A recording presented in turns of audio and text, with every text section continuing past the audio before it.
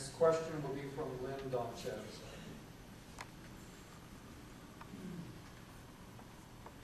Ken, I could ask you, I believe that you favor merit pay, and I'm curious to know what that would look like to you. I did say that. I am a manager in a private company, and we do try to put merit pay as a component of pay increase. I don't think it would be appropriate to have it determined by a standardized test, because I don't think a standardized tests judge what's good about teachers. The best teachers are the ones that motivate their students and give them a desire to learn and a real curiosity, and that's not measured. So I would like to see something that gave principals the authority to have that as one component of a teacher's compensation. The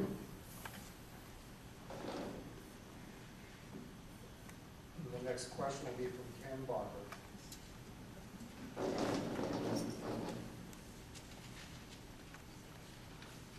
This one is to Wally there on the other end. I know you've been involved in a lot of boards and strategic planning and a lot of citizens groups in the district. And with that perspective, I'd like to hear what you think are the characteristics that would make a good school board member. Thank you, Mr. Bacher. I have been involved in a lot of volunteer things, and one of the challenges of sitting at this table as opposed to sitting at those other meetings is that we don't pass budgets and we don't tax people and we're not accountable in that sense. My experience in all of those volunteer capacities has been that I've worked with teachers, educators, and parents who really care about children and education. And it's inspiring to go to these long-range planning meetings or the strategic planning meetings to think about what the graduates from East Penn will look like 5, 10, or 15 years from now. I hope that I can bring some of that excitement and some of that vision to thinking about the students and the future and not just about the budget of money.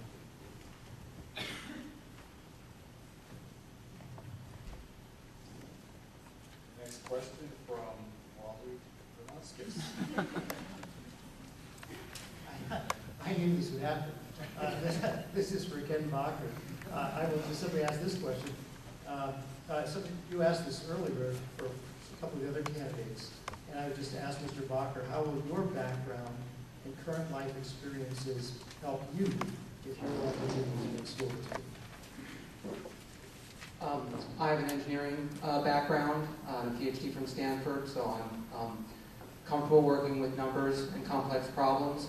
I've also been through hard times. My current company, we had a 90% layoff earlier this, last decade now, and years of, I wasn't a manager at the layoffs, I was a manager through the recovery from that, and dealing with employees that no pay freezes, no pay increases, and we've managed to come through that and are now a profitable company, and that background I think will be important on the school board. Thank you. The last question in this round is from Jennifer Gilbert. I actually had a few questions with a few people in mind as possibilities to see what came up. My question is actually to Sandy, and you are currently an educator in the Parkland School District, and I was wondering what are some of the challenges as well as some of the benefits of being in both worlds, if you will, and how have you maintained those two roles? Thank you for that question. Thank you for that question. That's very nice of you to think about that. I did not come into education through the door of a teacher. I came into education through the door, following my students, helping out in the schools, getting involved in the school board. And when I went back to school and became a teacher, suddenly all these things that we've been talking about all these years started to make a lot more sense. I'm down there where the rubber meets the road. We're talking about children here. And the things that we talk about, I can see the effects that they have on a daily basis. I can see the the vibe in the school, how important the teachers are and the administrators are to the well-being of the students. Thank you. That concludes that portion. We do have some remaining questions, and we do have some time remaining. And so we'll return to the questions that are asked of two candidates.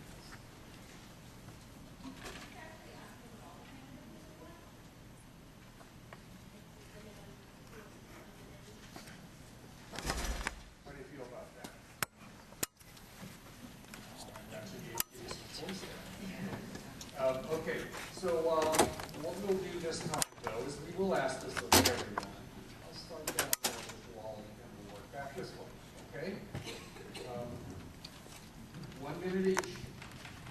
As a candidate for East Penn School Director, do you think it is appropriate to accept money from any individual or organization outside the East Penn area to fund your campaign? Why or why not? Before I answer the question, I'd just like to thank you for recognizing the end of the alphabet. Thank you very much. My entire life. The answer to that question is absolutely not. That it's even odd that we have to declare a Republican or Democrat. This is a nonpartisan board. It represents all of the taxpayers, all the residents of the East Penn School District. And so our charge is to govern the school board on behalf of the students and the taxpayers of the school district. There's no absolute reason in the world that someone who's not living in this district should have influence on the outcome of this election. Thank you. I think that it's turning itself off. Hello? There we go. I think that anyone can, as per the law, anyone can accept any donation they want from anyone. It's a matter of freedom of speech. And make no mistake, as far as I'm concerned, political donations are freedom of speech. And I think that I wouldn't judge another candidate by who they receive donations from. Since I've got a couple more seconds, but I might judge a candidate by those who receive donations from public employee unions, and I'm not going to apologize for that statement earlier. I believe that public employee unions, even Franklin Delano Roosevelt, the great Democrat, was against them. In no other organization can you vote for your own boss and continue to control how you get paid. They've bled the taxpayers dry. There was once a point where they served their purpose, but they've bled the taxpayers dry, and they continue to say that they're doing it for the good of the children or for the good of the people. It must stop, and we're seeing it around the country, and I'm glad that we're seeing it around the country, and I will continue to stand up to the unions here in the East Penn School District, as I have done. Thank you.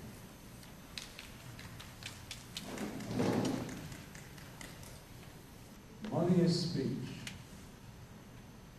Money is speech. And all the courts have ruled that. I've always had a philosophical problem with that. That means if you have more money than I do, you get more speech than I do. All right, fine. This is a school board election. Like Wally here, I believe it should be nonpartisan. I'm not accepting money from anybody